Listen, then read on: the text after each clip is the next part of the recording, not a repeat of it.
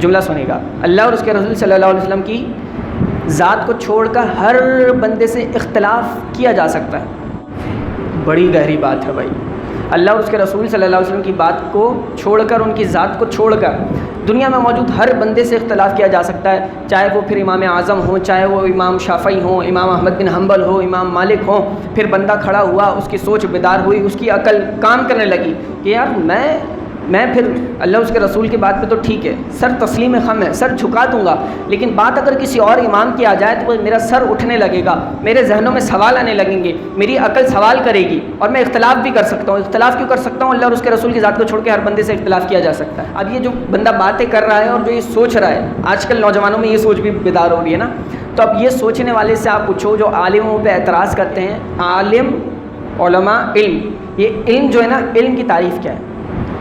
Definition of علم بتائیں آپ، علم کہتے کیسے ہیں؟ جو علم کی تعریف نہیں جانتا نا، وہ عالم پہ اعتراض کر رہا ہے۔ جسے غسل کے فرائض نہیں آتے، وہ عالم پہ اعتراض کر رہا ہے۔ آپ دلیل کے ساتھ اختلاف کریں، منع نہیں ہے، ادب میں رہ کر کریں، منع نہیں ہے، دلیل کے میدان میں اتریں، علمی بحث کریں، علمی اختلاف کریں، مسلمات کو چھوڑ کے، عقائد کو چھوڑ کے اختلاف کی گنجائش ہے، لیکن اختلاف کرنے والے کا اپنا مقام کیا ہے یہ بھی تو دیکھا جائے گا۔ اگر ایک بندے کو علم کی بھی تعریف نہیں پتہ، وہ علماء پہ اعتراض کر رہا ہے۔ اگر اسے سورہ فاتحہ کا ترجمہ نہیں آتا ہے، وہ ایک مفسر قرآن پہ اعتراض کر رہا ہے۔ اگر اسے یہ بھی نہیں پتا کہ سورہ فاتحہ پہ جو الحمدللہ کا پہلا لفظ ہے الحمد، اس پہ جو الف لام ہے وہ عربی گرامر کے لحاظ سے وہ جنسی استغراقی یا عہد ذہنی کا ہے، اسے یہ بھی نہیں معلوم، لیکن وہ علماء پہ اعتراض کر رہا ہے۔ آپ اس کا لیول چیک کریں، اس کا علمی لیول کیا ہے، لیکن وہ عالم پہ اعتراض کرے گا، اور اس کی سوچ میں یہ بیٹھ چکا ہے کہ جناب بات یہ ہے کہ اللہ اور اس کے رسول کی ذات کو چھوڑ کے ہر بندے سے اختلاف کیا جا سکتا ہے، تو جناب یہ دین کا مزاج اور تعلیمات نہیں ہے، یہ بزرگوں کا طریقہ نہیں ہے۔ کیوں؟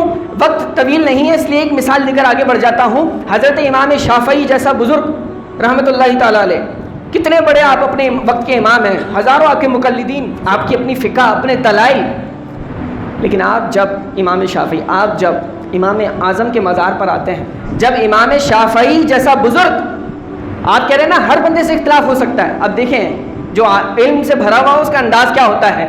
امام شافعی جیسا بزرگ جب امام اعظم کے مزار پہ آتا ہے تو اپنے دلیل اور اپنے طریقے کی نماز کو چھوڑ کے امام اعظم کے طریقے پہ نماز پڑھتا ہے۔ کسی نے پوچھا حضرت یہ کیا معاملہ ہے، آپ کے دلائل الگ ہیں، آپ کا انداز حالانکہ نماز پڑھنے کا، لیکن آپ امام اعظم کے مزار پر جب حاضری دیتے ہیں اور اگر وہاں نماز پڑھنے کا وقت ہو اور نماز پڑھتے ہیں تو آپ اپنا طریقہ چھوڑ کے امام کے طریقے پہ کیوں نماز پڑھتے ہیں؟ تو آپ نے فرمایا میں اتنے بڑے امام کے پاس آ کر اپنے طریقے پہ نماز پڑھوں، مجھے اس سے حیا آتی ہے۔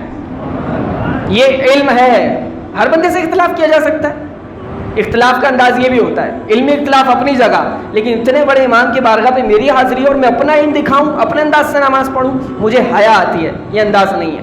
تو اپنے اندر ان چیزوں کا ہمیں بیدار کرنا ہوگا کہ عالم پہ اعتراض کرنا، علماء پہ اعتراض کرنا، اس کے لیے آپ اپنا لیول چیک کریں، ہم کھڑے کہاں ہیں۔ پہلے ہم قرآن و حدیث کو پڑھیں، صحیح سے سمجھیں، علماء کی سنگت میں رہیں، باقاعدہ طور پہ باضابطہ طور پہ قرآن و حدیث کے اصول اور ضوابط کو سمجھیں، پھر آپ علمی اختلاف کی طرف جائیے گا۔ پہلے ہم اپنے اصل بنیادی عقیدوں کو سمجھیں، اصل دین کو سمجھیں۔